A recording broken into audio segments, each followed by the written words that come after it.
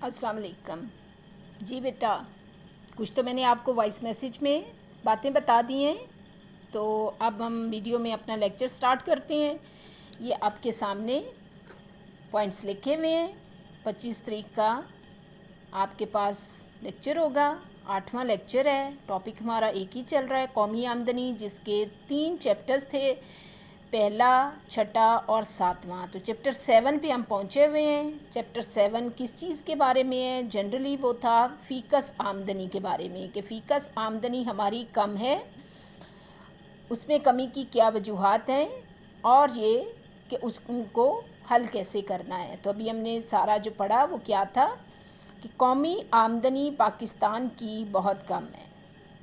उसकी वजूहात historical events भी थे, तारीख़ हमें बता रही है कि पाकिस्तान के क्या क्या मसाइल थे और किस वजह से पाकिस्तान की कौमी आमदनी कम है।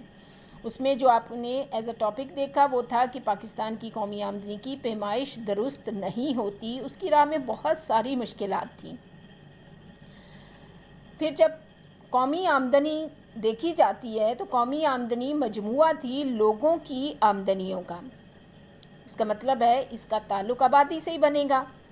यही सारे लोग मिलके जो बना रहे हैं वो कौमी आमदनी थी, तो कौमी आमदनी इन्हीं लोगों को देनी है। और हमारी जो हमारी आबादी है मुल्क की, वो बहुत ज़्यादा है हमारे रिसोर्सेज़ की निस्बत। आबादी का ज़्यादा होना मसला नहीं है, उसका रिसोर्सेज़ की निस्बत, ज़राए की निस्बत ज़्यादा होना मसला है। तो एज़ अ रिज़ल्ट फ़ीकस आमदनी बहुत कम आती है। एक तो ये वजह बन गई, बल्कि 2, कौमी आमदनी कम है, आबादी ज़्यादा है, तो फ़ीकस आमदनी हर सूरत कम ही होगी। लेकिन इसके अलावा इसकी बहुत सारी वजूहात थीं, जिनकी अभी मैं आपको तस्वीरें पोस्ट करती हूँ वजूहात की, ताकि वो मसला हल हो जाए कि वीडियो सारे बच्चे नहीं खोल पा रहे।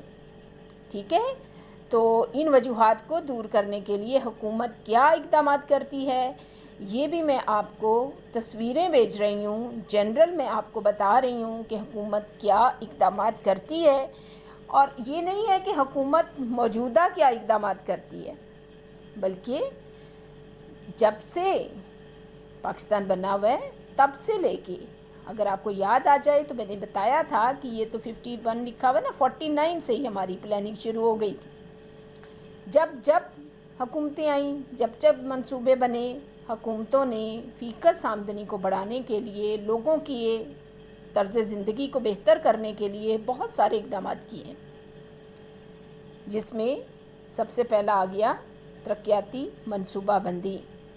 बहुत इब्तदा से पाकिस्तान ने सबसे पहले अपने मुल्क का इंडिविजुअल लेवल पे मंसूबा नहीं बनाया, बल्कि एक इंटरनेशनली मंसूबा बन रहा था जिसका नाम था कोलंबो प्लान।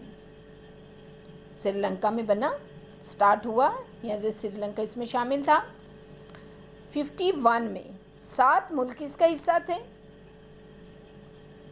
ठीक है, यानी इसने 56 तक जाना था, लेकिन हमारे मुल्क के हालात ऐसे थे कि हम इस मंसूबे पे बहुत लंबा अरसा अमल नहीं कर सके। कोलंबो प्लान पूरे 7 साल नहीं चल सका।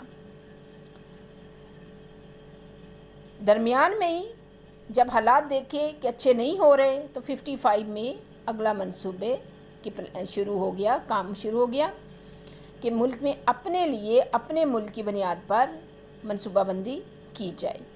उसको पाकिस्तान की 5 साला मंसूबाबंदी कहा जाता है, जिसका सबसे पहला मंसूबा जो है वो शुरू हो रहा है 55 से, 1955 से।